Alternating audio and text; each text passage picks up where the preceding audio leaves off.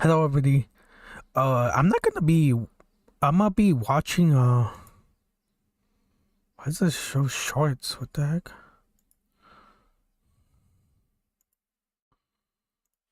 What's this showing me things that like?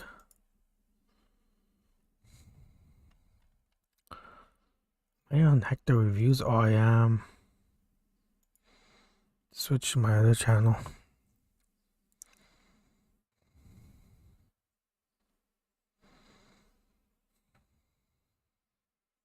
I can't watch the Associated Press no more because I've noticed they copyrighted my video, so no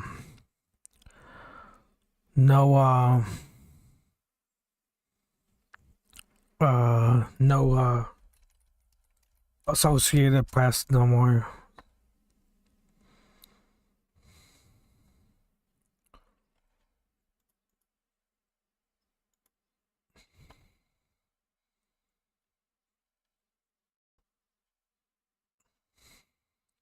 So there's gonna be a redistricting in California, in Virginia.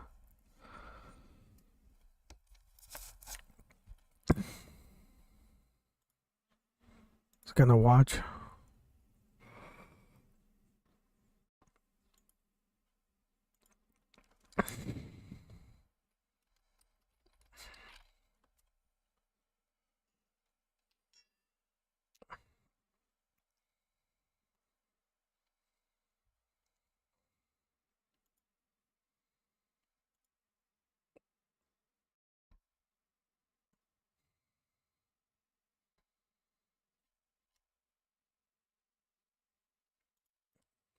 Was I gonna look up CNN? No, I'll just do MS now. I guess I'll just watch this video.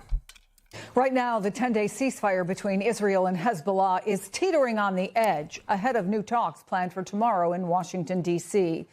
That ceasefire has allowed about 1 million displaced residents to make the journey back home to Lebanon, only to find widespread destruction.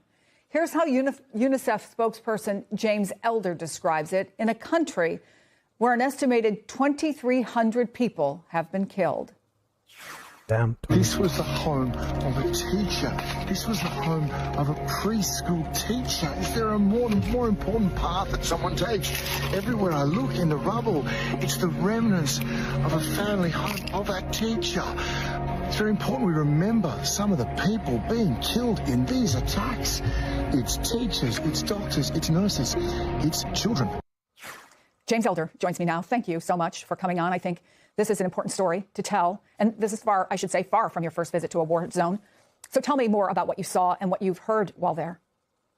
Yeah, hi, Chris. Look, I think mostly people's life has just been turned upside down. It's bleak. They're reeling. They have just seen so much death, so much destruction. Perhaps unlike other wars here, September 2024, so much of the destruction, Chris, has been civilian infrastructure, things that children and families rely upon, schools, hospitals. There's been real devastation to the healthcare system. So that is, it's just unmoored people. They no longer feel safe kind of anywhere. And that's deeply unsettling. And of course, there's just been a ferocity to attacks. It was 2 weeks ago today on the 8th of April where there was 100 strikes in less than 10 minutes. We've not seen anything like that anywhere in the world for a long time. Dozens of children killed in a very small space of time. Those things have really fractured the society here as people really just don't have a sense that where can they be safe? Now, of course, as you said, there is a ceasefire. It's more or less holding, but people aren't trusting enough to fully commit themselves to try and go home, to try and restart, some people to try and send children back to school. So it's a long road ahead, and people will feel that trust when they see the evidence, and the evidence comes from, no airstrikes, no drones.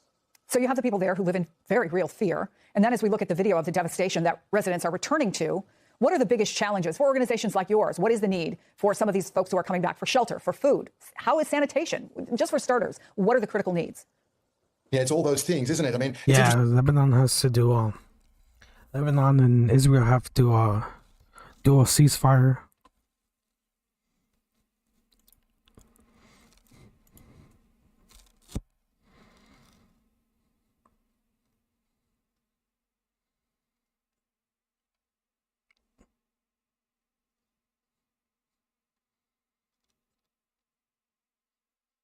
What was I gonna look up?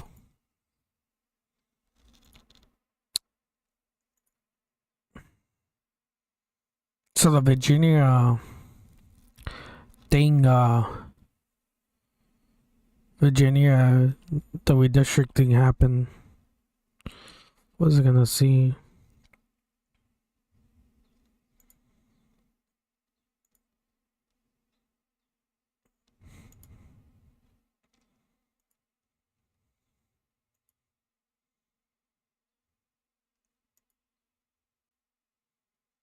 The new escalation in the Strait of Hormuz. Iran's Revolutionary Guard says it has seized 2 ships in that critical oil shipping route. And Iran state media saying a 3rd vessel is now, quote, disabled off the country's coast. All of this just hours after President Trump extended the ceasefire with Iran indefinitely. Let's go to CNN's Nick Robertson, who is in Islamabad, Pakistan, where those possible new talks between the U.S. and Iran are on hold. What do you know about these ships in Iran, that the one in particular that was seized in the Strait of Hormuz? Yeah, I think there are several things happening here all at the same time. The president said there's divisions within the Iranian leadership. We are absolutely seeing that play out in real time. On the one hand, you have ongoing diplomacy here in Islamabad, the Iranian ambassador going in to meet the prime minister. And on the other hand, you have the IRGC claiming that it has taken control of a number of ships in the Strait of Hormuz, at least one ship reporting an IRGC vessel coming up. Yeah, 2 ships got seized by Iran.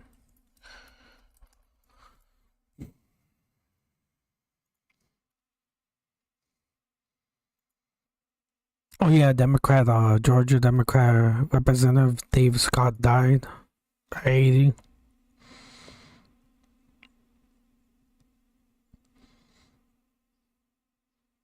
Oh, Israel jailed those 2 guys who destroyed the Jesus statue. That's good.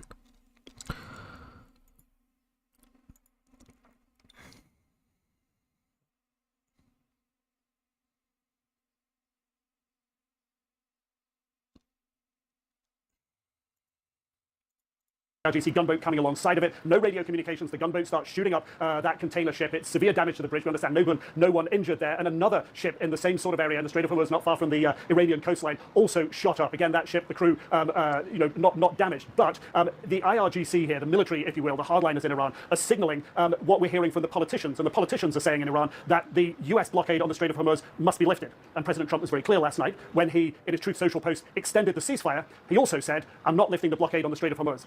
Now, how does that play into what's happening in Iran with those leaders there, who, the more moderates we might call them, who want to get into the talks? But we heard from the foreign minister there, who was a number 2 at the talks last week, saying that absolutely the United States needs to lift the blockade on the Strait of Hormuz. It's clear. President Trump's made that clear. That's not going to happen. We had the leader of those negotiations saying that, from the Iranian side, saying that they weren't going to come into the talks under the shadow of threats. Now, the perception here in the region was clear that President Trump wanted to use the end of the ceasefire as a lever in the talks. Oh, I don't know. BBC is gonna flag me.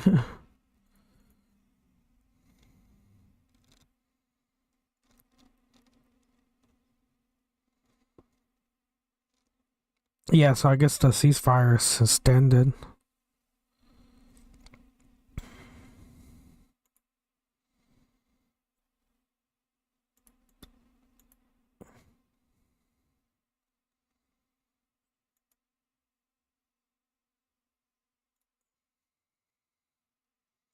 I'm not gonna watch Associated Press.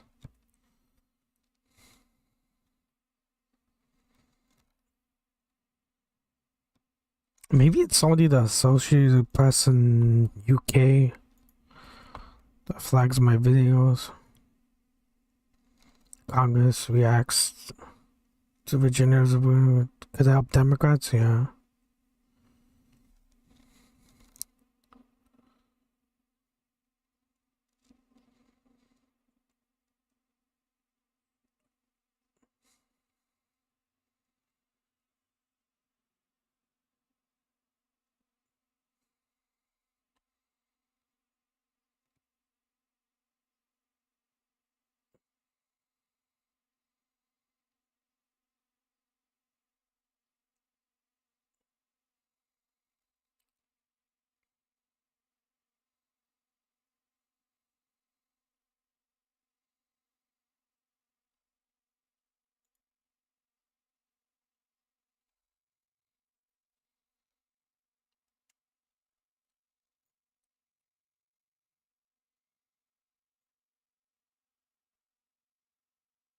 I don't know what.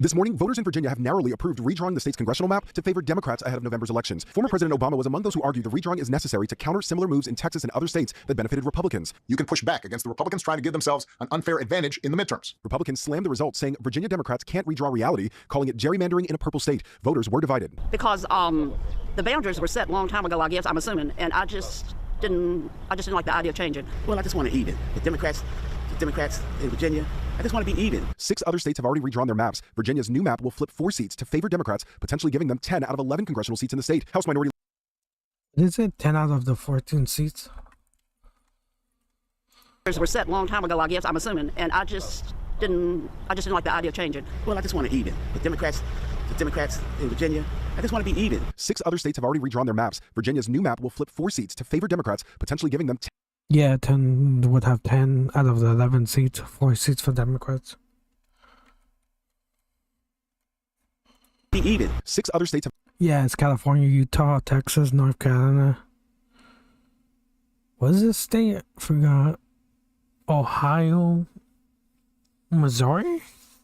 Missouri, I guess. Already Missouri. redrawn their maps. Virginia's new map will flip 4 seats to favor Democrats, potentially giving them 10 out of 11 congressional seats in the state. House Minority Leader Hakeem Jeffries saying overnight, this war is not over. Next week, Ron DeSantis is hauling the Florida legislature back into a special session to redraw maps because Republicans know they are on the verge of an epic defeat. I didn't even realize that they're planning to redraw the maps in Florida. So I guess it's gonna be redistricting in Florida. That's good.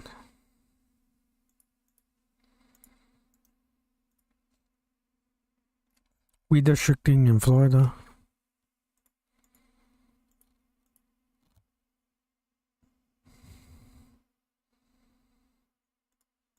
November. Meanwhile, another shakeup in Congress. Florida Democrat Sheila Sherfullis McCormick resigning after being accused of stealing $5 million in FEMA and COVID relief funds, allegedly using the money for her campaign and for lavish personal items. One of those items allegedly included a diamond ring seen in this official portrait. The Congresswoman, who has denied any wrongdoing, resigned before an ethics hearing.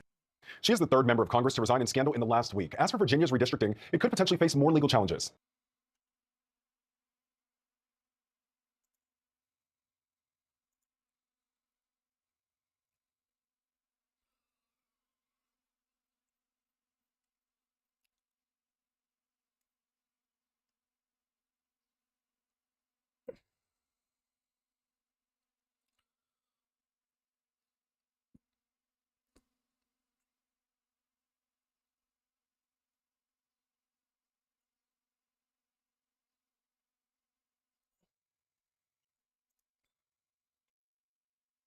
House Democrats will continue to fight one battle after another on behalf of the American people.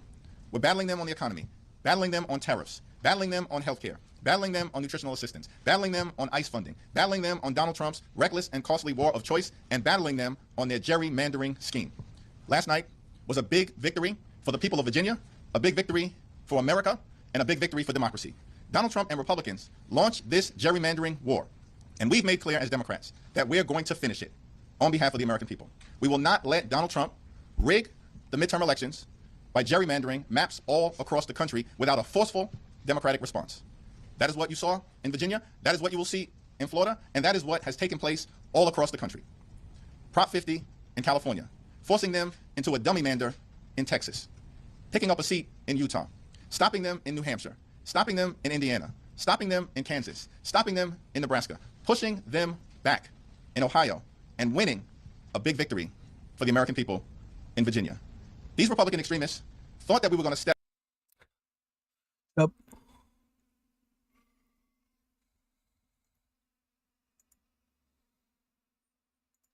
Why is it my thing? Oh, ¿qué pasó?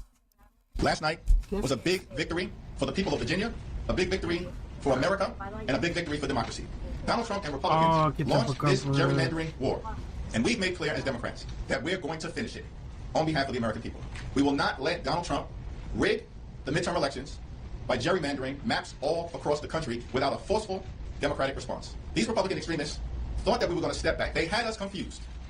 We were never going to step back.